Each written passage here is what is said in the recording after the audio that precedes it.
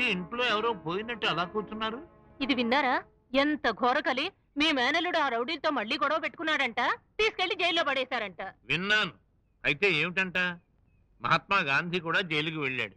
సరే, మీరు మీ మేనల్లుడు జైల్లో కూర్చొని రఘుపతి రాఘవ పాడుకోండి. నేను మాత్రం మా దుబాయ్ మేనల్లుడితో దేవి పెళ్లి ఖాయం చేసుకుంటాను. చేస్తావే, చేస్తావు. అసలు దాన్ని పెళ్లి చేయటాన్ని నువ్వెవరమంటా?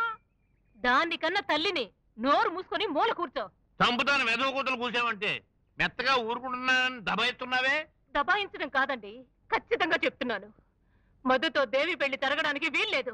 అలా జరిపించాలని మీరు మీ అమ్మ అనుకుంటే ముందు ఈ ఇంట్లో నా శవానికి పాడి కట్టి ఆ తర్వాత దేవి మెళ్ళలో తాళి కట్టించండి. ఒక బజారు రౌడీకి ఇచ్చి నా బిడ్డ గొంతు కోస్తూ ఉంటే నేను చూస్తూ బ్రతకడం కన్నా చావటం నయమండి. ఆ తర్వాత మీ ఇష్టం.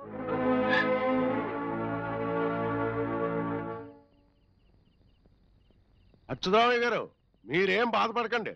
మీ వాడిని మన ఎస్ఐ గారే స్వయంగా అరెస్ట్ చేసి తీసుకొచ్చారు. మీ వాడు కూడా మొండికేయకుండా పట్టుబడ్డాడు. అతన్ని మేమేం చేయలేదు. పైగా మన ఫ్యామిలీ మెంబర్ కదా. ఆ పకీర్ గారి కీళ్ళని పిండి పిండి అయిపోయాయట. డాక్టర్లు 2 చేతులు.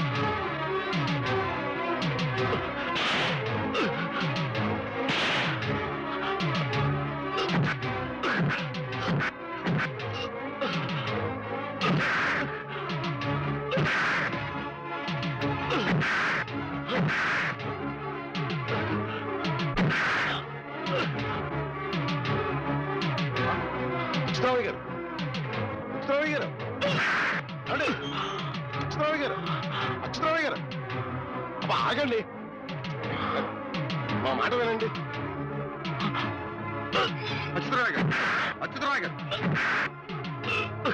ఏంటి నీకు పిచ్చెక్కిందా?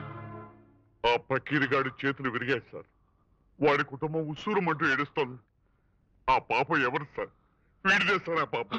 ఆగండి అచ్యుతరామయ్య గారు. లాకప్లో ఉన్న ముద్దాయికి ఏమైనా జరిగితే రేపు నేను సందేశం చెప్పుకోవాలి. నేను వాడికి కన్న తండ్రిని సార్. వాడు ఉండటానికి కారణం నేను. వాడు చెడ్డవాడు అని తెలిసిన తర్వాత వాడిని ఉండకుండా చేయటం నా బాధ్యత సార్. చంపేయండి సార్, చంపేయండి. వాడికి నాకొద్దు. ఉరిదీయండి సార్, వాడిని ఉరిదీయండి.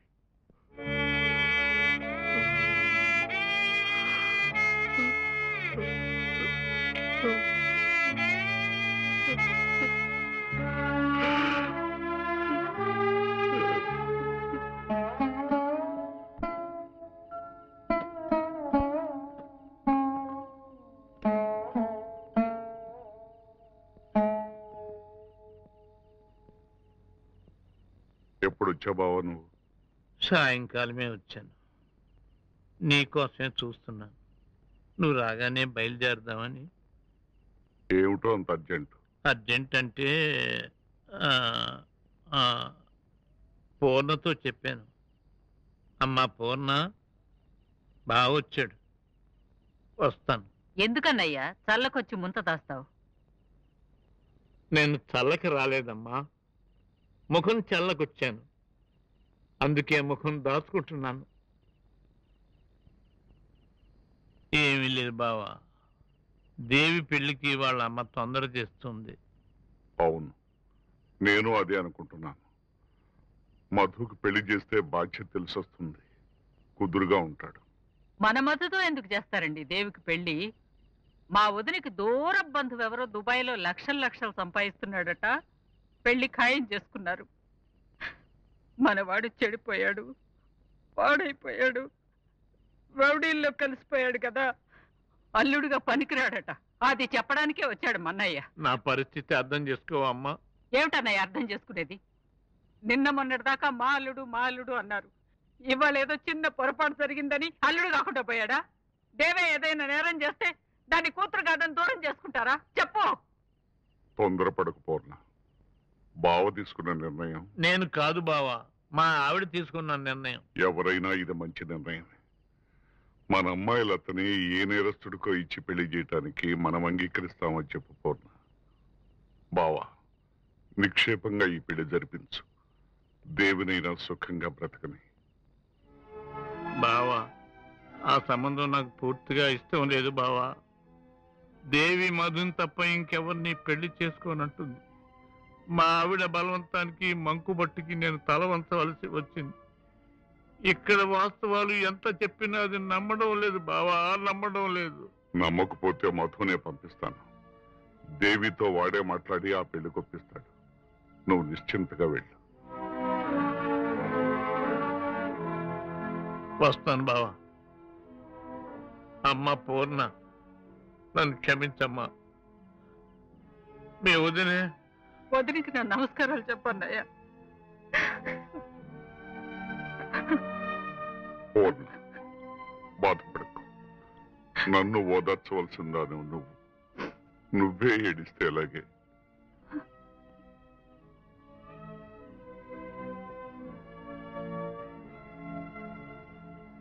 ఏమండి, బాబుని చూసారా?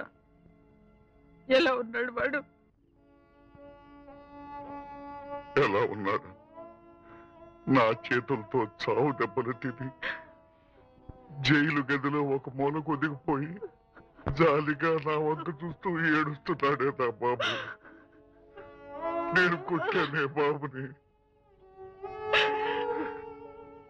నన్ను కొట్టిన వాడిని వాడు కొట్టాడని వాడిని నేను కొట్టానే.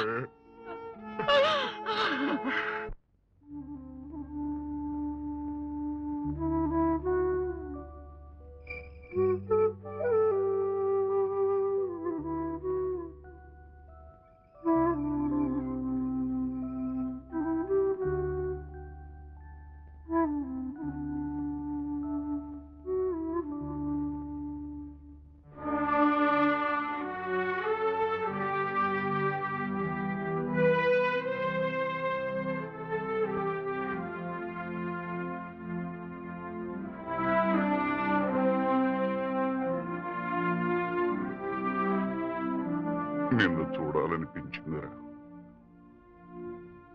తిను. అమ్మ ఎలా ఉంది నాన్న?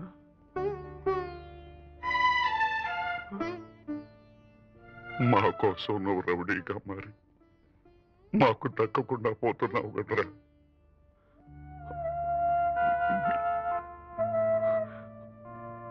మీ మనసు బాధ పెట్టకూడదని. కానీ సారీ నాన్న.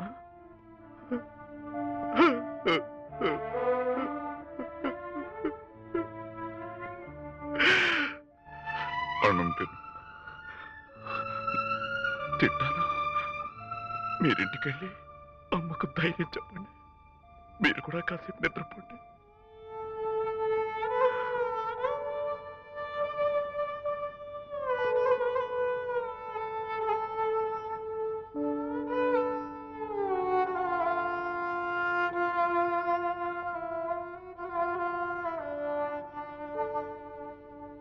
కృష్ణమావయ్య వచ్చాడ్రా.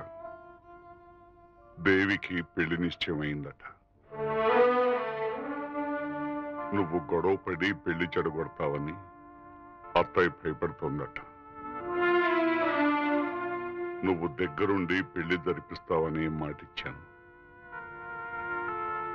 నా మాట నిలబెడతావుగా?